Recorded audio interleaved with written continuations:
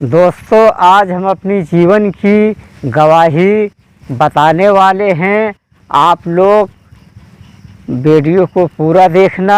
आप देखेंगे तो आपके आँखों में आंसू आ जाएंगे। हाँ तो दोस्तों, तो हमारी पहली हालात बहुत ख़राब चल रहे थे। घर में कोई सहारा देने वाला नहीं था। मैं ही एक, भाइयों में और बहनों में मैं ही एक बड़ा था। तो ऐसे मतलब खाने पीने के लिए बहुत ज़्यादा परेशानियां हो जाया करती थी। मतलब कोई भी चीज़ नहीं था। पहले का दौर ही कुछ अलग था। हमारी उम्र करीबन तकरीबन 8 साल की थी। 8 साल में हम भी कुछ करने के काबिल नहीं थे। घर पे माँ जो रहती थी वो मजूरी धतूरी कर कर लाती थी, दूसरे के यहाँ काम करने जाती थी। मैं बड़ा था, जो हमसे छोटे छोटे बच्चे थे उनको मैं संभालने में लग जाता था। ऐसे हालात बीतते चले गए दोस्तों। जो है कि फिर एक हमारे गांव में रहते थे जो कि हमारे जात भी नहीं हैं। मैं तो जो है कि वो हमसे ऐसे कहने लग गए, 2-4 आदमी और खड़े थे तो कहने लग गए वो कि इसे हमारे साथ भिवंडी भेज दो। भिवंडी एक शहर है महाराष्ट्र। तो लोग बोलने लग गए कि इतना बड़ा बच्चा क्या करेगा। हाँ, तो उसके बाद सब लोगों के कहने की वजह से वो गैर जात बिरादर थे मुसलमान ही थे, गांव के थे। उन्होंने जब जाने लग गए तो हमें साथ में ले गए। तो टीटीआई गाड़ी पे देखा, बोला बच्चे को क्यों ले जा रहे हो, क्या करेगा बच्चा। बोले जा रहा है साथ में, खाएगा पिएगा, मतलब कि रहेगा, बड़ा हो जाएगा जल्दी। यहाँ खाने पीने के लिए थोड़ा घर में इनकी परेशानी है, इसके लिए बच्चे को मैं ले जा रहा हूँ। तो वहाँ ले गए। वहाँ ले जाने के बाद भिवंडी में सोचे कि मैं इससे क्या करवाऊँ। बेटा क्या करोगे तुम। मैं बोला जो भी काम मिलेगा वही हम करेंगे। तो बोले ठीक है। तो वहाँ जो है महाराष्ट्र में देखिए आप कि एक कपड़ों का कारोबार थोड़ा ज़्यादा है। ये मतलब कि सांचा ऊंचा ये सब चलता है। मतलब ये लूम लाइन है, मतलब कपड़े की बिनाई उनाई थी। उसमें जो धागा लपेटते हैं, जो धागा तैयार होता है, तो उसमें हमें लगा दिए। तब वो समय में मेरी तनख्वाह महीना का 200 रुपया हमें मिलता था। तो 200 रुपया का महंत मतलब बहुत ज़्यादा थी तब। मतलब 200 रुपया बहुत अधिक ज़्यादा था तब के लिए। तो ऐसे हम मज़े मज़े करके करने लग गए। बल्कि मैं इतना छोटा था तो जो मशीन रहती थी चलाने के लिए नहीं पहुंच पाते थे ऊपर तक। नीचे टेबल रख लिया करते थे, उसके ऊपर चढ़ जाया करते थे। तो उस पर मैं धागा फंसा कर तो मैं नीचे गिरा दिया करता था। ऐसे करते करते हालात जो है बीतते चले गए। तो मैं तकरीबन 15-15 साल का हो गया। ऐसे चलते चलते कहानी बीतती चली गई। उसके बाद हमारे बाजू में एक आदमी और काम कर रहा था। तो हमें मतलब कि काम करने के बाद भी हम बहुत मायूस रहते थे। हाँ, सोच में रहते थे कि मतलब मेरा जीवन किस तरीका बीतेगा, कैसे घर के हालात हमारे सुधरेंगे। फिर भी मैं भगवान का शुक्रिया अदा करना नहीं भूलता था, क्योंकि यहाँ हम बचपन से तकलीफ़ उठाए थे। इसके लिए अपने हालात को कभी नहीं भूलता था। जो हमारे पास रहता भी था, अगर कोई मांगने वाला पहुँच जाता था, हम उसमें से अगर हमारे पास 2 रुपया है तो हम 1 रुपया उसके झोली में डाल ही दिया करते थे। कहीं भी जाते थे या किसी मतलब जैसे कि किसी दरगाहों पे चले जाते थे, मंदिरों में दर्शन करने चले जाते थे, या कहीं भी मतलब जब जाते थे कोई भी भिखारी मेरे सामने आता था, मैं उसके दामन में कुछ न कुछ तो ज़रूर ही डाल दिया करता था। नहीं तो कोई मांग रहा है पैसा, जैसे हम देख रहे थे कि ये आदमी हट्टा कट्टा है, हाँ इसको देना ठीक नहीं है। हाँ, उसको हम बोल देते थे भैया हम तुम्हें जो है पैसा तो नहीं देंगे, क्योंकि यदि मैं पैसा दे दिया हो सकता है तुम दारू शराब या पी लो, नाजायज़ खर्चा कर दोगे। हाँ, इसके लिए तुम्हें भूख लगी है तो चलो हम होटल पे बोल देते हैं, तुम खाना पीना वहाँ खा सकते हो, उसका पैसा मैं दे दूँगा। इसी तरीके से मैं चलता रहा अपने जीवन में।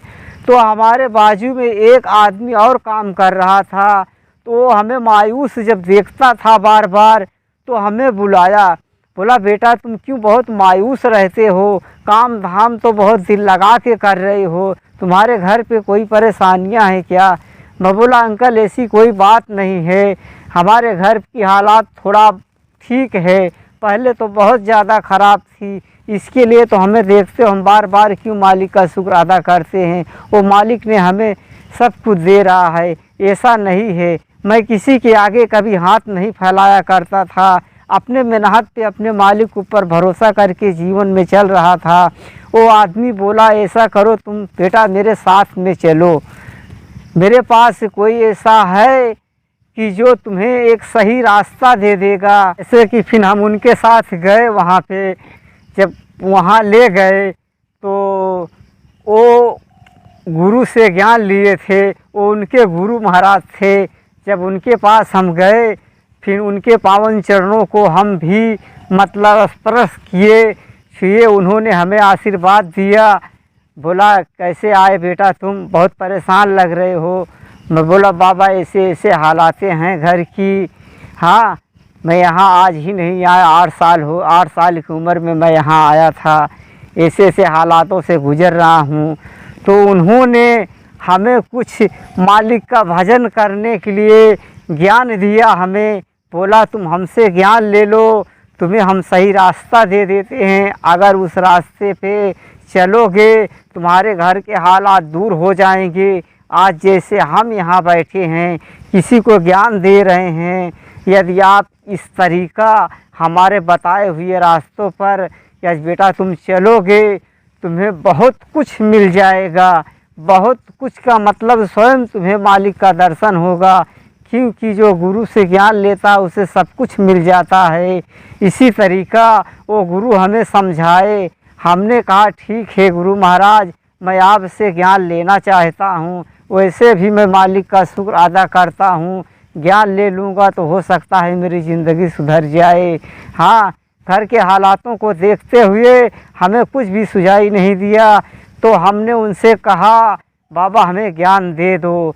तो उन्होंने हमें ज्ञान को दिया, बोला बेटा जो मैं मंत्र दे रहा हूँ इसको तुम पढ़ाई करना, अकेले में बैठकर तन्हाइयों में बैठकर अपने मालिक को, अपने खालिक को, अपने पालनहार को, अपने पिता ईश्वर को, परमेश्वर को याद करना। तुम्हारे घर से पूरा संकट दूर हो जाएगा, तुम्हारे जीवन में ही उजाला आ जाएगा। तो उनके बताए हुए रास्तों पर भाइयों मैं चलता रहा। आज मालिक ने हमें सब कुछ दे दिया है, किसी चीज़ का कोई भी कमी हमारे घर में नहीं है।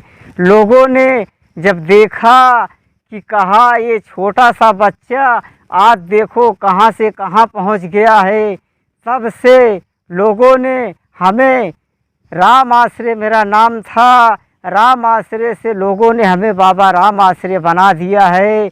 आज मैं जैसे अपने हालात को देख रहा था कि अपनी गरीबी को झेलते हुए चल रहा था, लोगों को मैं निगाह में था कि ये बच्चा कितनी मुसीबत कितनी तकलीफ़ों से झेल कर आज इस मुकाम पे पहुंचा है। इन्होंने बहुत कर्म किया है, बहुत दान भी पुण्य किए हैं। हाँ इसके लिए लोगों ने हमें बाबा राम आश्रय का दर्जा दे दिया, आसमान पे समझ लो हमें बैठा दिया उन्होंने। और जो भी जिसके लिए आज भी हम दुआएं मांगते हैं, हमारे चौखट का एक धाम मैं भी बनाया हूँ। जब वहाँ लोग जाते हैं, कोई शैतान से परेशान है, किसी का पास कोढ़ हो गया है, किसी के पास वो सफ़ेद दाग हो गया है, मतलब इन हालातों में जो भी शैतानी बलाओं से आते हैं हमारे चौखट पे, जो हमने जहाँ पढ़ाई करके ईश्वर को साक्षी मानकर जहाँ एक बनाया हूँ धाम, जब वहाँ पे आते हैं लोगों का वहाँ कल्याण मालिक करता है, देता है, सिर्फ ईश्वर ही देता है, सिर्फ मेरा जरिया लगा कर वो देता है। मालिक का मैं बार बार धन्यवाद करता हूँ, कोटि कोटि धन्यवाद करता हूँ उस मालिक को जिन्होंने हमें सब कुछ आज दे दिया है। हमारे पास किसी चीज़ का कमी नहीं है। मालिक चाहता है मालिक हर एक इंसान को सही रास्ता दिखाए, सही मार्ग दे। जो हमारे भाइयों भटक गए हैं भूल गए हैं, गलत रास्ते पे चल रहे हैं, मालिक उन्हें अपने पनाह में रखे, उन्हें सही राह दिखाए। दोस्तों मैं आप अगली वीडियो पे मिलता हूँ।